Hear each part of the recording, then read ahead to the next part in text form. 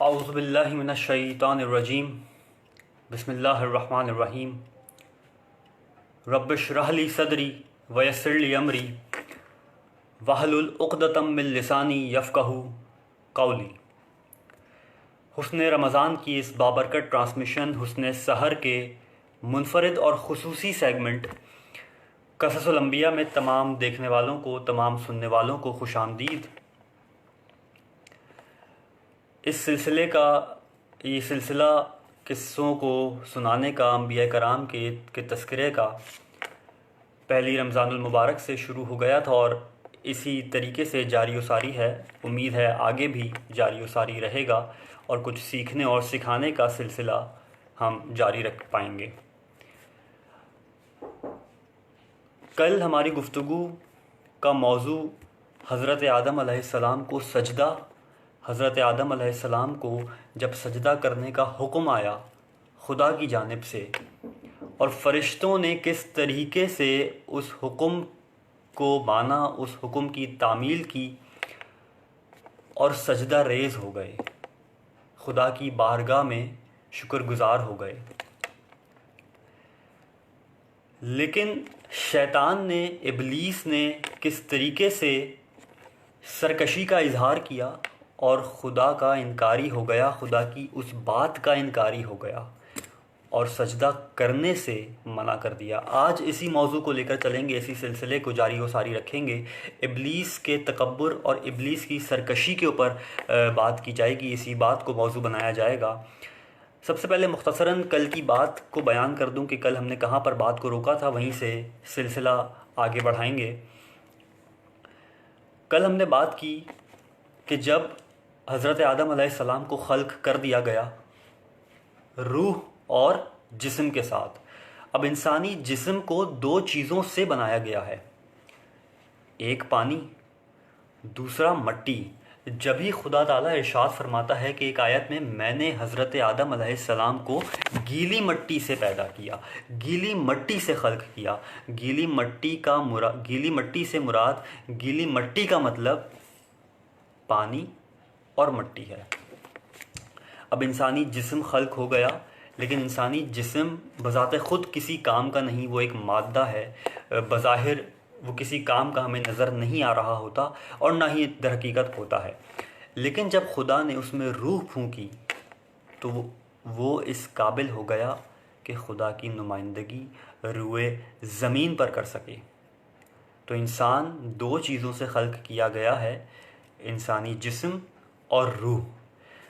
انسانی جسم مادہ ہے، بظاہر نظر آنے والی چیز ہے، اور دوسری چیز انسان کی روح ہے جو ملکوتی ہے، جو بظاہر دکھائی نہیں دیتی، جو خدا نے انسان کے اندر رکھی ہے، اور اسی کی وجہ سے انسان سوچنے کے قابل ہوتا ہے، انسان سیکھنے اور سکھانے کا سلسلہ جاری رکھ پاتا ہے، انسان اپنی حرکات، اپنی جتنی بھی حرکات ہیں وہ روح کی وجہ سے انسان کر پاتا ہے۔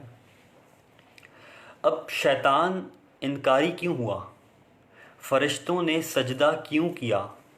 تو در حقیقت فرشتوں نے انسان کے مثبت پہلو پہ نظر رکھی، جو انسان کی روح تھی، جو ملکوتی تھی، جبکہ شیطان نے انسان کے منفی پہلو پر نظر رکھی۔ شیطان نے سامنے نظر آنے والی چیز جو بظاہر نظر آ رہی تھی، جو انسانی جسم تھا، جو انسانی مادہ تھا، اس کو سر غور رکھا، اس کو زیر غور رکھا، اور اس چیز کو دیکھتے ہوئے اس نے سجدہ کرنے سے منع کر دیا۔ تو در حقیقت ہم اپنی زندگی میں بہت سارے معاملات ایسے ہوتے ہیں جس کو بظاہر ہم منفی پہلو سے دیکھ رہے ہوتے ہیں، لیکن در حقیقت اس کا مثبت پہلو ہوتا ہے جو ہماری نظروں سے اوجھل ہو جاتا ہے۔ ہمیں اس مثبت پہلو کو نظر انداز نہیں کرنا چاہیے، اس مثبت پہلو کو زیر غور رکھنا چاہیے، اس مثبت پہلو کو دیکھنا چاہیے، اور اس کے بعد اپنا کوئی رد عمل یا اس پر عمل پیرا ہونا چاہیے۔ یہیں سے اپنی بات کو آگے لے کے چلیں گے اور بات کریں گے ابلیس کی سرکشی اور تکبر کی۔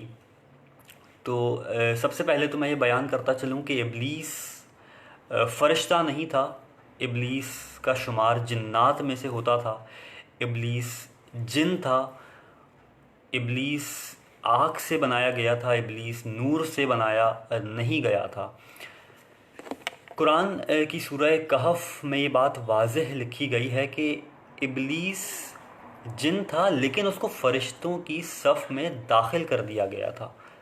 تو یہاں پر سوال یہ پیدا ہوتا ہے کہ اگر ابلیس جنات میں سے تھا، ابلیس جن تھا، تو اس کو فرشتوں کی صف میں کیوں داخل کر دیا گیا؟ اس کی وجہ جو نظر آتی ہے، جو قرآن کریم میں بیان کی گئی ہے، وہ عبادتیں ہیں، پرہیزگاری ہے، سجدے ہیں، کہ جس نے ابلیس کو جنات کی صف میں سے نکال کر فرشتوں کی صف میں ڈال دیا،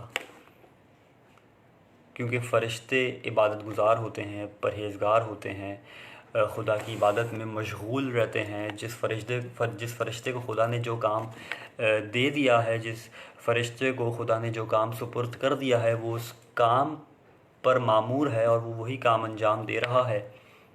جس فرشتے کو خدا نے کہا ہے سجدہ ریز ہو جاؤ، تو وہ سجدے کی حالت میں ہے۔ جس فرشتے کو خدا نے کہا ہے کہ قیام کی حالت میں ہو جاؤ، تو وہ قیام کی حالت میں ہے۔ جس فرشتے کو خدا نے کہا ہے کہ رکوع میں چلے جاؤ، تو وہ رکوع کی حالت میں ہے، اور وہ بے شک اسی حالت میں رہنے والے ہیں۔ تو آیت نمبر 50 سورہ کہف کی کہتی ہے کہ ابلیس جن تھا، لیکن فرشتوں کے درمیان کثرت سے عبادت میں مشغول رہنے کی وجہ سے خدا کے ممتاز عبادت گزاروں میں سے قرار پایا۔ اب یہاں پر ہم اس بات کو سوچ سکتے ہیں، اس بات پر غور کر سکتے ہیں کہ ابلیس نے کتنی عبادتیں کی ہوں گی، ابلیس کی عبادت کا معیار کیا ہوگا کہ اس کو فرشتوں کی صف میں اور عبادت گزار بندوں میں شامل کر دیا گیا۔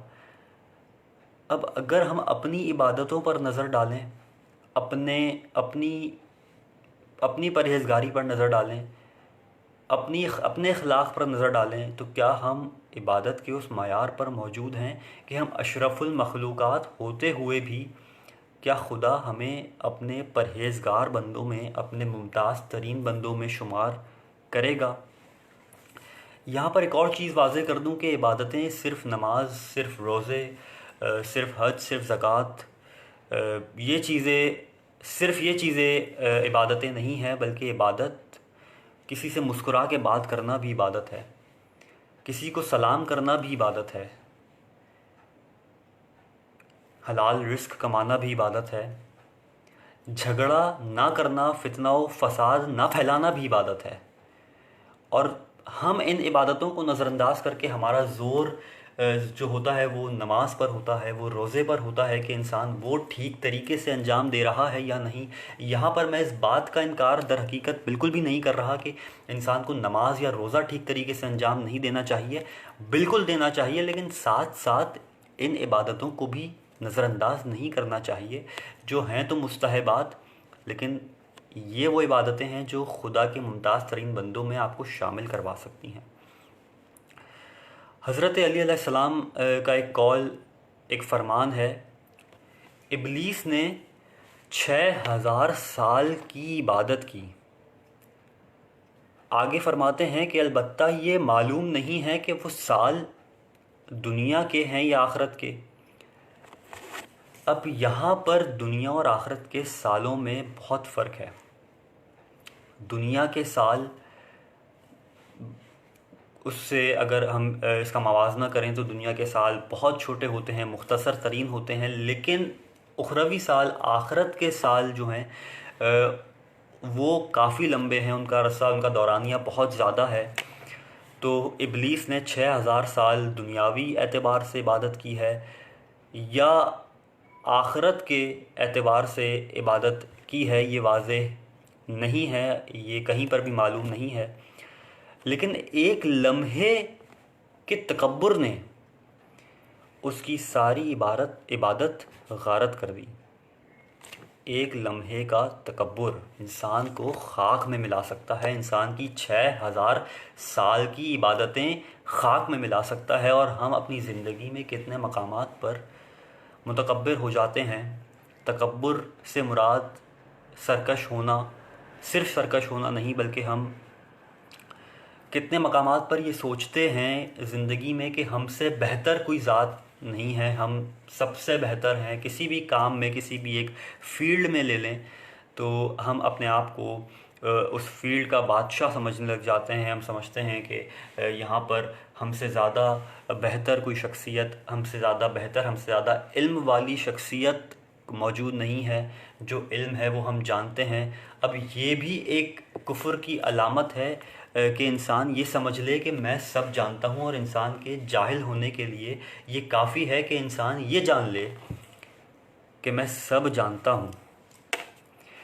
یہیں پر ایک واقعہ میری ذہن میں آیا کہ حضرت علی سے ہی پوچھا گیا کہ انسان کے علم کے کتنے معیار ہیں، تو حضرت علی نے فرمایا کہ 2 یا 3 معیار ہیں میرے ذہن میں جو اس وقت آ رہے ہیں، کہ ایک انسان اگر یہ سمجھ لے کہ میں سب جانتا ہوں تو اس کا مطلب یہ ہے کہ انسان کچھ نہیں جانتا، اور اگر انسان یہ جان لے میں کچھ نہیں جانتا تو انسان جانتا ہے، انسان طالب علم ہے، انسان سیکھ سکتا ہے۔ اور آگے 2 اور معیار ہیں، وقت کی تنگی کی وجہ سے وہ بیان نہیں کر سکوں گا۔ آگے بڑھتے ہیں واقعے کو لے کے۔ تمام فرشتوں نے فوراً حکم خدا پر عمل کیا، لیکن ابلیس نے تکبر کی وجہ سے سجدے سے انکار کیا اور کافرین کی صف میں شامل ہو گیا۔ سورہ بقرہ کی آیت نمبر 34 ہے۔ اس پر کل بھی تذکرہ ہوا کہ ابلیس نے تکبر کیا، غرور کیا، انکاری ہو گیا خدا کا اور خدا کی باتوں کا اور خدا کی عبادتوں کا، اور خدا کے حکم کا انکاری ہو گیا۔ اس نے مخالفت کر دی خدا کے حکم کی، اور کافرین میں سے جو ہے اس کا شمار ہونے لگ گیا، کافرین میں وہ شامل ہو گیا اور کافر کہلانے لگ گیا۔ تو یہاں پر جو بھی خدا کا انکاری ہوگا، جو بھی خدا کی نافرمانی کرے گا، جو بھی خدا کی باتوں پر عمل پیرا نہیں ہوگا، وہ در حقیقت کافرین میں سے شامل ہو جائے گا، کافرین میں اس کا نام لکھ دیا جائے گا۔ سورہ بقرہ کی آیت نمبر 34 کے مفہوم کے مطابق ابلیس نے جو نافرمانی کی، جو خدا کی بات پر عمل پیرا نہ ہوا، وہ 3 مخالفتوں کا مرتکب ہوا۔ کون کون سی مخالفتیں کیں، کون کون سی باتیں خدا کی رد کیں، اور کون کون سی نافرمانیاں کیں؟ سب سے پہلی عملی مخالفت تھی۔ عملی مخالفت سے مراد جو بظاہر اس نے کام انجام نہ دیا، جو خدا نے جس عمل کو کرنے کو کہا، جس بات پر عمل پیرا ہونے کو کہا، اس پر وہ عمل پیرا نہ ہوا۔ تو عملی مخالفت کے اندر ابا کا لفظ آتا ہے عربی کے اندر، یعنی سرکشی کی تعبیر اس معنی کو بیان کرتی ہے کہ جو اس کے فاسق ہونے کا موجب بنی۔ نمبر 2 پر جو اس نے مخالفت کی وہ اخلاقی مخالفت تھی۔ اخلاقی مخالفت سے مراد کسی بھی اخلاق کو رد کرنا، جو انسان کے ایتھکس ہیں، مورل ایتھکس ہیں، جو انسان کو تعلیم دی گئی ہے، اس کو نہ ماننا اخلاقی مخالفت کہلاتی ہے۔ اس میں استکبرہ کا لفظ استعمال ہوا ہے عربی کے اندر، یعنی اس نے تکبر کیا۔ اس کی تعبیر اس مخالفت کو بیان کرتی ہے کہ تکبر جب اس نے کیا، اس کے بہشت سے نکالے جانے اور جہنم میں ڈالے جانے کا موجب بنا۔ ابلیس جو عبادتوں کا معمار تھا، جو عبادت گزار تھا، جو خدا کی عبادت کیا کرتا تھا، تو اس کو بہشت سے نکال کر جہنم کا ایندھن بنا دیا گیا۔ جہنم کا ایندھن سے مراد یہ ہے کہ جہنم کے اس درجے پر فائز ہوا کہ جہاں پر جہنم کی آگ اس ابلیس سے بھڑکتی ہے۔ تیسری مخالفت جو ابلیس نے کی وہ عقیدتی مخالفت تھی۔ عقیدتی مخالفت عقیدے کی مخالفت ہے۔ جب کوئی انسان کسی بات پر عقیدہ رکھتا ہے اور اس عقیدے کا انکار کر دے کسی موقع پر، کسی بھی جگہ پر، تو وہ عقیدتی مخالفت کہلاتی ہے۔ اور عقیدتی مخالفت یہ بھی ہے کہ اگر آپ دین پر عمل پیرا ہیں اور دین کی مخالفت کر دیں اور اسلام کی مخالفت کر دیں کہ میں اسلام کو نہیں مانتا، میں اسلام پر عمل پیرا نہیں ہوتا تو در حقیقت خدا کا انکاری ہوتے ہوئے اس نے عقیدتی مخالفت بھی کی. اس نے تکبر آمیز مقایسہ کرتے ہوئے عدل الہی کا انکار کیا کہ جو بات خدا بتا رہا ہے، جو بات خدا کہہ رہا ہے، اس کا اس نے انکار کیا تو کان من الکافرین، کافروں میں سے ہو گیا، کفار میں اس کا شمار ہونے لگا. آگے بڑھتے ہیں. یہ 3 مخالفتیں جو ابلیس نے اس موقع پر کیں کہ جب خدا نے ابلیس کو کہا کہ حضرت آدم کے سامنے سجدہ ریز ہو جائے اور شکر خدا بجا لائے، سجدہ شکر بجا لائے خدا کی خدمت میں، تو وہ انکاری ہو گیا اور اس نے کہا کہ میں اس مٹی کو، اس گیلی مٹی کو میں کیا سجدہ کروں. تو گیلی مٹی سے مراد میں نے آپ کو بتایا کہ جسم انسانی ہے، اور اس نے منفی پہلو کو سامنے رکھا جبکہ حقیقی پہلو کو نظر انداز کر دیا، ملکوتی پہلو کو یعنی انسان کی روح کو نظر انداز کر دیا. خداوند قدوس نے خداوند نے ابلیس کو مخاطب کرتے ہوئے، خطاب کرتے ہوئے فرمایا کہ اے ابلیس ایسی کون سی چیز آڑے آ گئی کہ تو نے ایسی مخلوق کو سجدہ کرنے سے انکار کر دیا کہ جسے میں نے اپنی قدرت سے خلق کیا ہے. اب یہ بات ہم جانتے ہیں کہ خدا ہر چیز پر قادر ہے، ہر چیز پر قدرت رکھنے والا ہے. خدا کن کہتا ہے تو دنیا بن جاتی ہے، خدا کن کہتا ہے تو آسمان بن جاتا ہے، خدا کن کہتا ہے تو دنیا وجود میں آ جاتی ہے. تو خدا نے اپنی قدرت سے ایک انسان کو خلق کیا، حضرت آدم علیہ السلام کو خلق کیا، اور خدا شیطان سے، ابلیس سے یہ سوال کرتا دکھائی دے رہا ہے کہ ایسی کون سی چیز آڑے آ گئی کہ تو نے سجدہ کرنے سے انکار کر دیا، تو میرا انکاری ہو گیا. ابلیس نے خدا کو جواب دیتے ہوئے فرمایا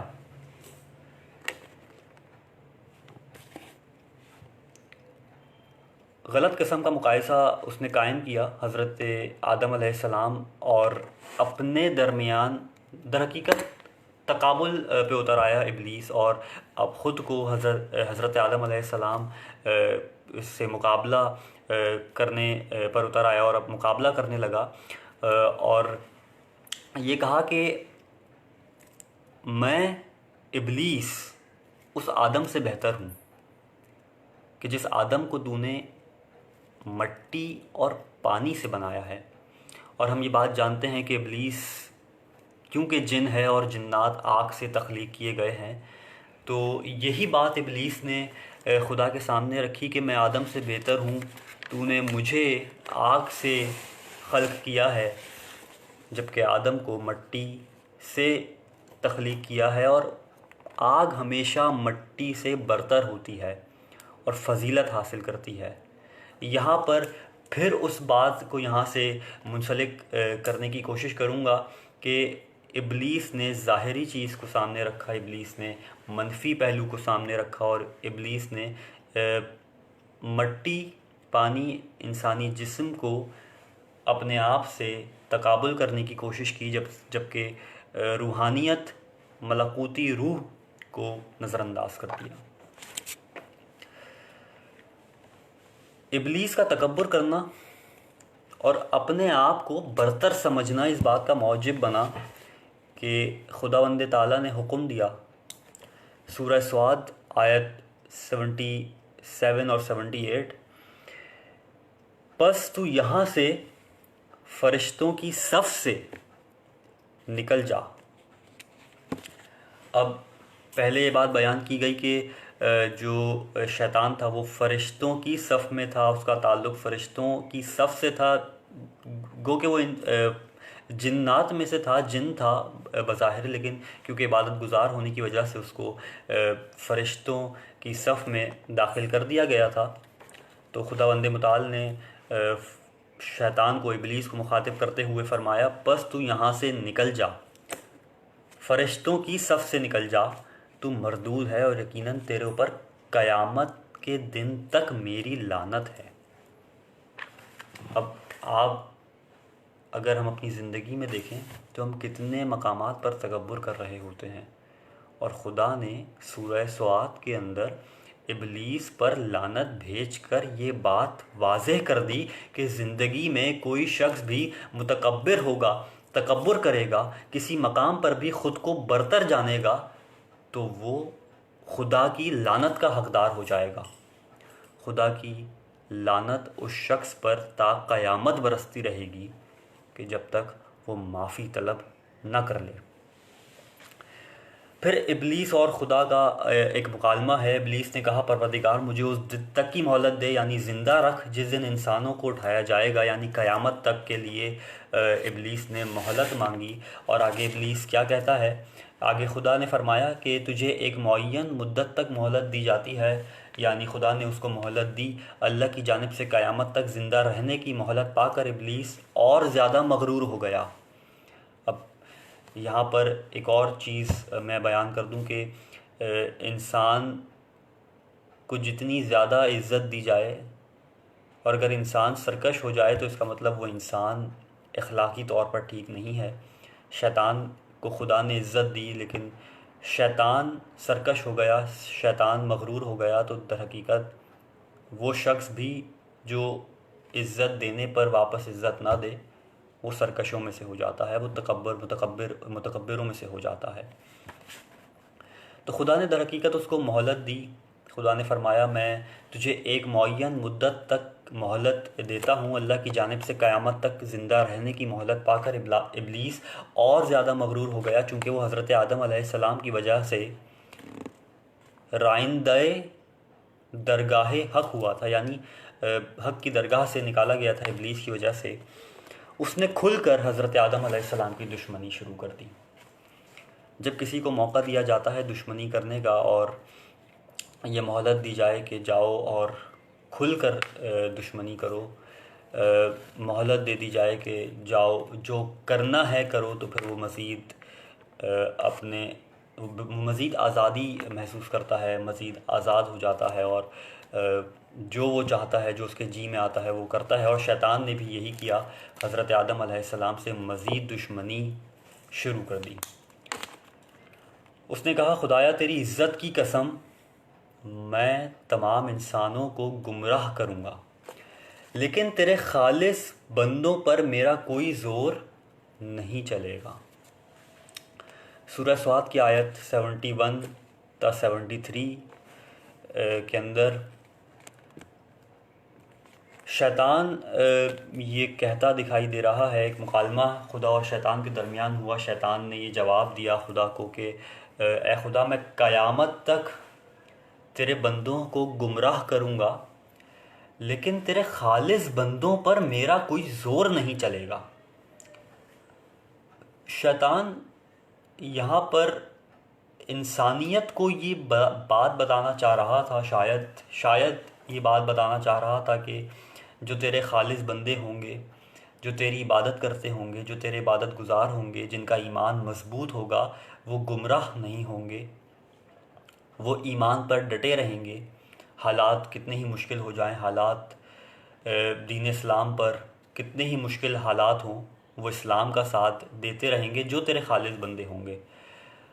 اب اس کو اگر اپنی زندگی سے ریلیٹ کرنے کی کوشش کریں تو کیا ہم اپنی زندگی میں خدا کی عبادت، خدا کے بندے کیا خالص ترین بندے ہیں، یا ہم در حقیقت فقط شیطان کے بہکاوے میں آ جانے والوں میں سے ہیں؟ کیونکہ شیطان نے کہا تھا میں تیرے خالص بندوں پر میرا زور نہیں چلے گا۔ تو ہمارا ایمان اتنا کمزور ہو چکا ہے، مکڑی کے جالے سے زیادہ کمزور ہمارا ایمان ہے کہ ہم ہر موقع پر بہک جاتے ہیں، ہر موقع پر شیطان ہم پر قابض ہو جاتا ہے اور ہمارے اوپر شیطان بازی لے جاتا ہے، ہمارے ایمان پر شیطان بازی لے جاتا ہے۔ ہمیں اپنے ایمان کو مضبوط کرنے کی ضرورت ہے، ہمیں اپنے ایمان کو قوت بخشنے کی ضرورت ہے کہ شیطان ہم پر قابض نہ ہو، ہم خدا کے خاص بندوں میں، خالص بندوں میں شمار کر دیے جائیں، شامل کر دیے جائیں۔